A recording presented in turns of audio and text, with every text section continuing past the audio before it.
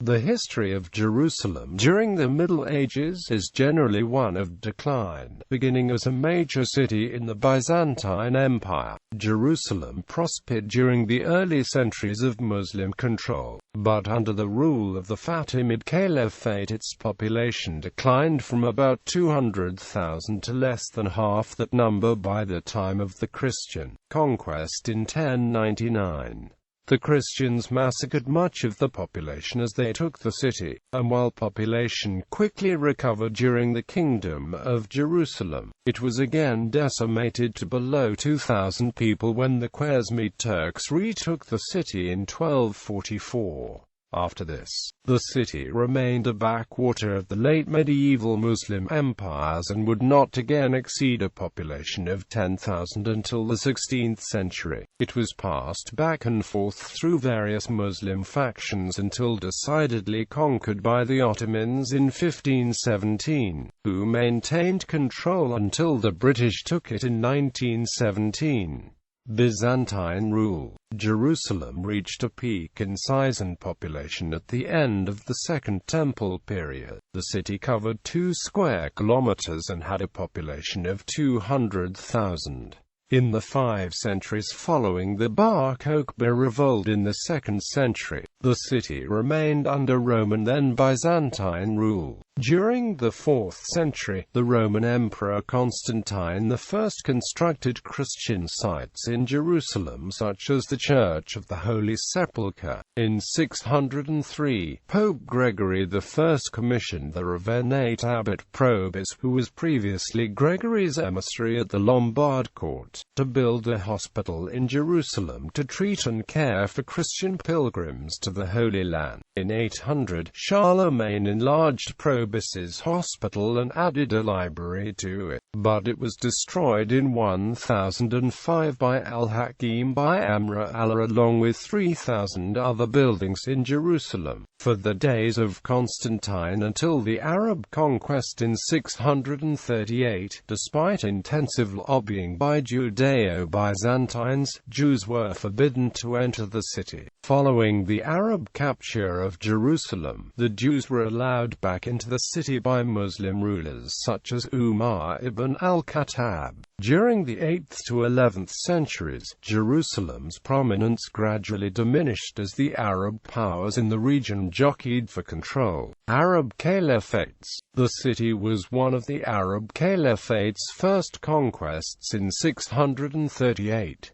It is recorded in William of Tyre's chronicles that Umar personally came to receive the key to the city by the Greek Orthodox Patriarch Sophronius, and invited to offer Muslim prayers at the Church of the Holy Sepulchre. Umar chose to pray some distance from the church, so as not to endanger its status as a Christian temple. 55 years later, the Mosque of Omar was constructed on the site where he prayed. After fall of Jerusalem, Umar permitted Jews to practice the religion freely and live in Jerusalem.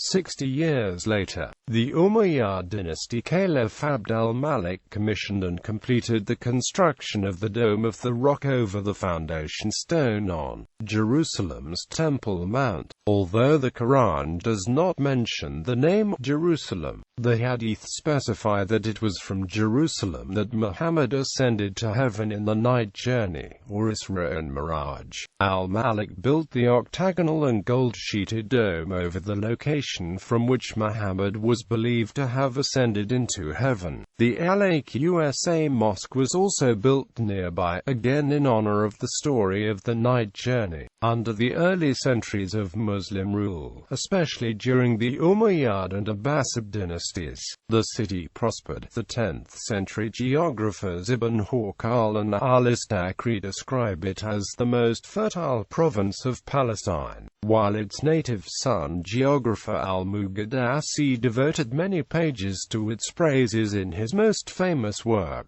The Best Divisions in the Knowledge of the Climes. Jerusalem under Muslim rule did not achieve the political or cultural status enjoyed by the capitals Damascus, Baghdad, Cairo, etc., although they were severely discriminated and regulated in worship, movement, ownership of property, repairing of buildings, etc.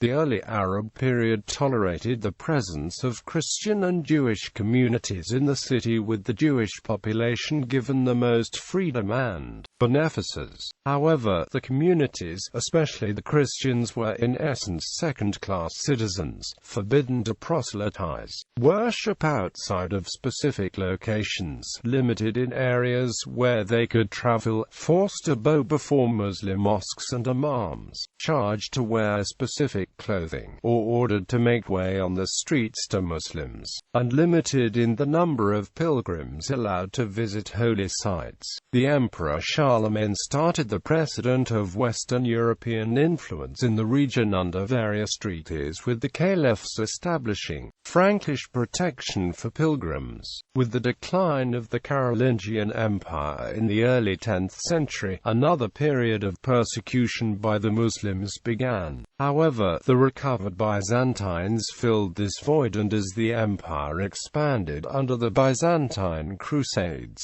Christians were again allowed to pilgrimage to Jerusalem. According to Rabbi Elijah of Chelm, German Jews lived in Jerusalem during the 11th century. The story is told that a German-speaking Palestinian Jew saved the life of a young German man surnamed Deulberger. So when the Knights of the First Crusade came to besiege Jerusalem, one of Deulberger's family members, who was among them, rescued Jews in Palestine and carried them back to Worms to repay the favor. Further evidence of German communities in the Holy City comes in the form of halakhic questions sent from Germany to Jerusalem during the second half of the 11th century. As the Byzantine borders expanded into the Levant in the early 11th century, the limited tolerance of the Muslim rulers toward Christians in the Middle East began to wane. The Egyptian Fatimid Caliph al-Hakim by Amr Allah ordered the destruction of all churches throughout al-Islam, starting with the churches in Jerusalem. The Church of the Holy Sepulchre, revered by most Christians as the site of Christ's crucifixion and burial, was among the places of worship destroyed, but permission was later given for its rebuilding. In 1070–71, the Turkish Emirates Ibn Uvaq al-Khwarezmi besieged and captured the city, placing it under the nominal control of the Abbasid Caliphate. In 1077, on his return from a disastrous attempt to capture Cairo, the capital of the Fatimid Caliphate,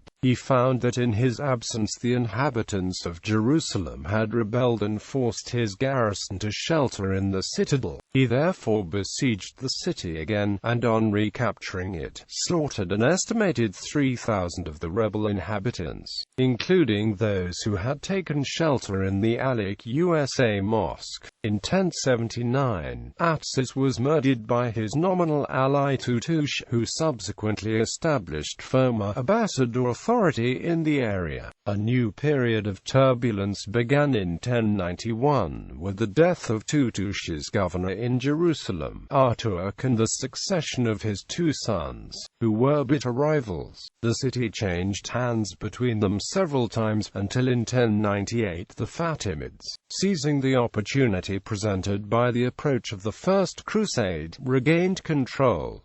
Crusader control. Reports of the renewed killing of Christian pilgrims, and the defeat of the Byzantine Empire by the Seljuks, led to the First Crusade. Europeans marched to recover the Holy Land, and on July 15, 1099, Christian soldiers were victorious in the one-month siege of Jerusalem. In keeping with their alliance with the Muslims, the Jews had been among the most vigorous defenders of Jerusalem against the Crusaders. When the city fell, the Crusaders slaughtered most of the city's Muslim and Jewish inhabitants, leaving the city knee-deep in blood. Jerusalem became the capital of the Kingdom of Jerusalem. Christian settlers from the west set about rebuilding the principal shrines associated with the life of Christ. The Church of the Holy Sepulchre was ambitiously rebuilt as a great Romanesque church. and Muslim shrines on the Temple Mount were converted for Christian purposes. The military orders of the Knights Hospitaller and the Knights Templar were established during this period. Both grew out of the need to protect and care for the great influx of pilgrims traveling to Jerusalem, especially since Bedouin enslavement raids and terror attacks upon the roads by the remaining Muslim population continued. King Baldwin II of Jerusalem allowed the forming order of the Templars to set up a headquarters in the captured Al-USA Mosque. The Crusaders believed the mosque to have been built on top of the ruins of the Temple of Solomon, and therefore referred to the mosque as Solomon's Temple, in Latin, Templum Solomonis.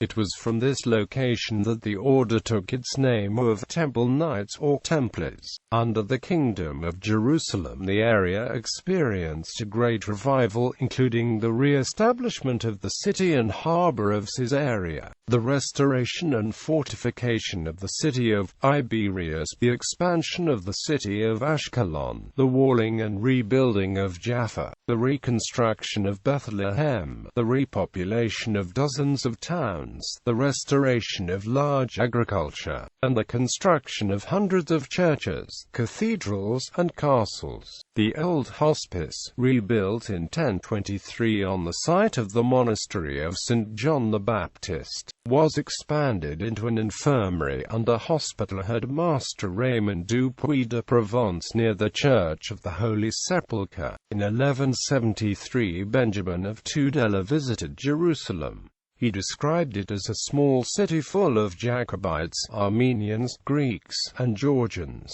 200 Jews dwelt in a corner of the city under the Tower of David. In 1187, with the Muslim world united, the effective leadership of Saladin, Jerusalem was reconquered by the Muslims after a successful siege. As part of this same campaign, the armies of Saladin conquered, expelled, enslaved, or killed the remaining Christian communities of Galilee, Samaria, Judea, as well as the coastal towns of Ashkelon, Jaffa, Caesarea, and Acre. In 1219 the walls of the city were raised by order of Al-Mu'asim, the Ayyubid Sultan of Damascus. This rendered Jerusalem defenseless and dealt a heavy blow to the city's status. Following another crusade by the Holy Roman Emperor Frederick II in 1227, the city was surrendered by Saladin's descendant Al-Kamil, in accordance with a diplomatic treaty in 1228.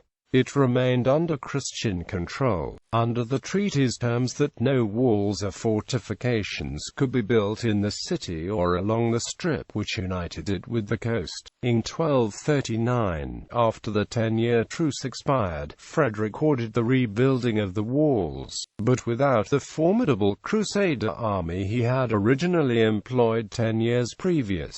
His goals were effectively thwarted when the walls were again demolished by Nazir Daud, the Emir of Kerak. In the same year, in 1243, Jerusalem was firmly secured into the power of the Christian kingdom, and the walls were repaired. However, the period was extremely brief as a large army of Turkish and Persian Muslims was advancing from the north. Khwarezmian control. Jerusalem fell again in 1244 to the Khwarezmi Turks, who had been displaced by the advance of the Mongols. As the Khwarezmians moved west, they allied with the Egyptians, under the Egyptian Ayyubid Sultan al-Malik al-Salih. He recruited his horsemen from the Khwarezmians, and directed the remains of the Khwarezmian Empire into the Levant, where he wanted to organize a strong defense against the Mongols. In keeping with his goal, the main effect of the Khwarezmians was to slaughter the local population, especially in Jerusalem. They invaded the city on July 11, 1244, and the city's citadel, the so-called Tower of David, surrendered on August 23. The Khwarezmians then ruthlessly decimated the population, leaving only 2,000 people, Christians and Muslims, still living in the city. This attack triggered the Europeans to respond with the Seventh Crusade. Although the new forces of French King Louis IX never even achieved success in Egypt, let alone advancing as far as Palestine, Ayyubid control. After having troubles with the Khwarezmians, the Muslim Sultan al-Salih then began ordering armed expeditions to raid into Christian communities and capture men, women and children, called razzias, or by their original Arabic name Ghaz. The raids extended into Caucasia, the Black Sea, Byzantium, and the coastal areas of Europe. The newly enslaved were divided according to category. Women were either turned into maids or sex slaves. The men, depending upon age and ability, were made into servants or killed. Young boys and girls were sent to imams, where they were indoctrinated into Islam. According to ability, the young boys were then made into eunuchs, sent into decades-long training as slave soldiers for the Sultan, called Mamluks. This army of indoctrinated slaves were forged into a potent armed force. The Sultan then used his new Mamluk army to eliminate the Khwarezmians, and Jerusalem returned to Egyptian Ayyubid rule in 1247. Mamluk control and Mongol raids. When al-Salih died, his widow, the slave Shaja el-Dur, took power as sultana, which power she then transferred to the Mamluk leader Aybek, who became sultan in 1250. Meanwhile, the Christian rulers of Antioch and Cilicia and Armenia subjected their territories to Mongol authority, and fought alongside the Mongols during the empire's expansion into Iraq and Syria. In 1260, a portion of the Mongol army advanced toward Egypt, and was engaged by the Mamluks in Galilee, at the pivotal Battle of Ain Jalut. The Mamluks were victorious, and the Mongols retreated. In early 1300, there were again some Mongol raids into the southern Levant. Shortly after the Mongols had been successful in capturing cities in northern Syria, however, the Mongols occupied the area for only a few weeks, and then retreated again to Iran. The Mamluks regrouped and reasserted control over the southern Levant a few months later, with little resistance. There is little evidence to indicate whether or not the Mongol raids penetrated Jerusalem in either 1260 or 1300. Historical reports from the time period tend to conflict, depending on which nationality of historian was writing the report. There were also a large number of rumors and urban legends in Europe, claiming that the Mongols had captured Jerusalem and were going to return it to the Crusaders.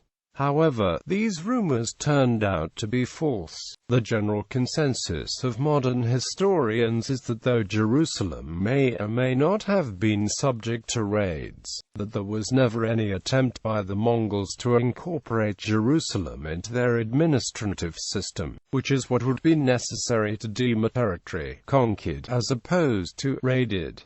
Mamluk rebuilding. Even during the conflicts, pilgrims continued to come in small numbers. Pope Nicholas IV negotiated an agreement with the Mamluk Sultan to allow Latin clergy to serve in the Church of the Holy Sepulchre. With the Sultan's agreement, Pope Nicholas, a Franciscan himself, sent a group of friars to keep the Latin liturgy going in Jerusalem. With the city little more than a backwater, they had no formal quarters, and simply lived in a pilgrim hostel, until in 1300 King Robert of Sicily gave a large gift of money to the Sultan. Robert asked that the Franciscans be allowed to have the Zion Church, the Mary Chapel in the Holy Sepulchre, and the Nativity Cave, and the Sultan gave his permission. but the remainder of the Christian holy places were kept in decay. Mamluk sultans made a point of visiting the city, endowing new buildings, encouraging Muslim settlement, and expanding mosques. During the reign of Sultan Baybars, the Mamluks renewed the Muslim alliance with the Jews, and he established two new sanctuaries, one to Moses and one to Salih, to encourage numerous Muslim and Jewish pilgrims to be in the area at the same time as the Christians, who filled the city during Easter. In 1267 Maimonides made Aliyah. In the Old City he established the Ramban Synagogue, the oldest active synagogue in Jerusalem. However, the city had no great political power, and was in fact considered by the Mamluks as a place of exile for out-of-favor officials. The city itself was ruled by a low-ranking emir. Ottoman era. In 1517, Jerusalem and its environs fell to the Ottoman Turks, who would maintain control of the city until the 20th century. Although the Europeans no longer controlled any territory in the Holy Land, Christian presence including Europeans remained in Jerusalem. During the Ottomans this presence increased as Greeks under Turkish Sultan patronage re-established, restored, or reconstructed Orthodox churches, hospitals, and communities. This era saw the first expansion outside the old city walls, as new neighborhoods were established to relieve the overcrowding that had become so prevalent. The first of these new neighborhoods included the Russian compound and the Jewish Mashkenot Sha'anim, both founded in 1860.